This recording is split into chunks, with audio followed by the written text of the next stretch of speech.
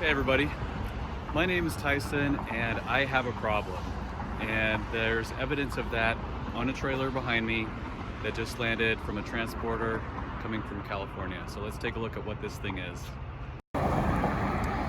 There we go, 1993 Acura Legend L Coupe. Two-door, 4-speed automatic, Granada black pearl, coming from LA. It's never a convenient time to be trying to do this in the middle of a median on the middle of a work day. This guy seems to be handling it gracefully.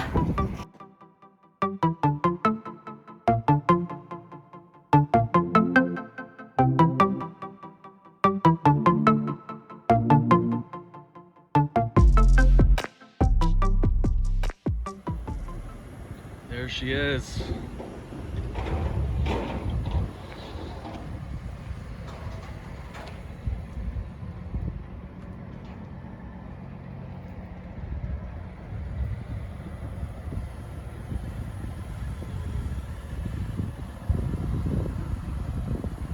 Wonder what's with the duct tape on the headlight. Oh boy, so this effectively just became the lowest mile car in my collection. Just rolled 115,000 it looks like. And yikes, automatic, which I'm definitely not used to. That's okay. Make for a good cruiser. Let's do a prelim roll around the block as we always do together. The 4-speed automatic in these G2 Legends is notoriously called the whiplash tranny because that 1 to 2 shift specifically is pretty abrupt. Always was, always will be. Very smooth though.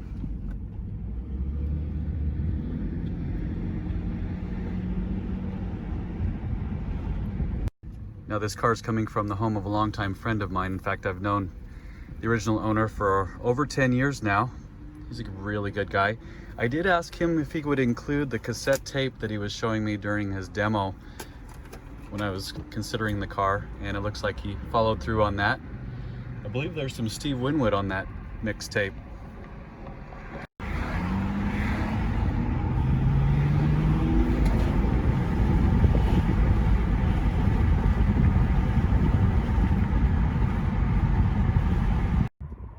This little sticker on the right rear quarter window sort of sums it up. Expect great things. It is a great thing. It's an Acura Legend Coupe. Certainly, however, has its share of needs that come along, I guess, with any 27-year-old car. Some bumper bash damage here. The car has had a prior repaint. Bumper up here as well has some issues along with it. These aftermarket clear corner lamps will need to be swapped for the factory ones. Engine bay is a bit of a mess. I noticed the interior driver's side door handle does not work. That's a pretty typical issue where it gets disconnected and broken inside. Steering wheel cover is going to have to go, and obviously some significant damage here to this fender. I think that will come out with some paintless dent removal. The rest of the body looks really nice. California car since new, so I don't expect there to be any rust on this one. Here's where we get into the juicy stuff. This car came with a great deal of records that I'm going to have a heyday going through and classifying, as well as original documentation from when it was sold at Cerritos Acura brand new. Looks like an aftermarket key fob system here, as well as some extra remotes, but the 2 factory keys, the old school cruise control instruction, automatic transmission information, and yeah, this is going to be fun to go through. Just evaluating some of the power options real quick. Air conditioning seems to blow really nice. That was an issue on one of my recent project cars. A couple things I noticed right off the bat when I got in here, which is quite common: the broken door handle. Underneath that cover, the steering wheel has got some wear and tear. Obviously the ABS light is on, which is very common because of a pump overrun code. This crack is present on almost every single Gen 2 Legend that you'll see. The dash otherwise, though, is really nice. Here's the best part.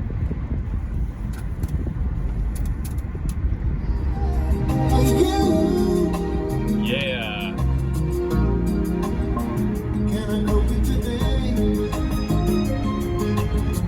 First fuel up. You know this is a big deal when I get the car to the gas station for the first time for a tank of premium. Just happened to pop the trunk here and notice he did include a full-size spare and the factory half mask, which is really cool. I think there's fog lamps in that box, but we'll have to check it out later.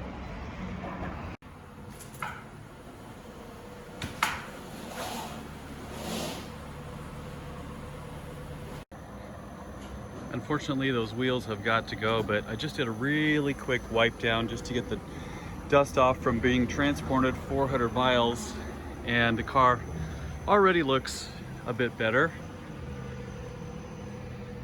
It wasn't the highest quality repaint job I've seen, but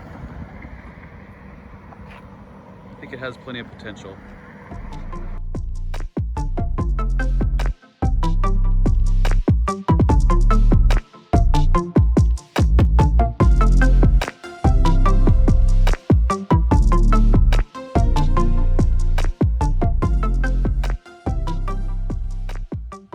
Plate is removed. My other big question here up front is what in the world burned or melted the bumper? You can see it's got a complete gash in it here on the passenger side, as well as I started peeling back this duct tape on the passenger headlamp, and guess what?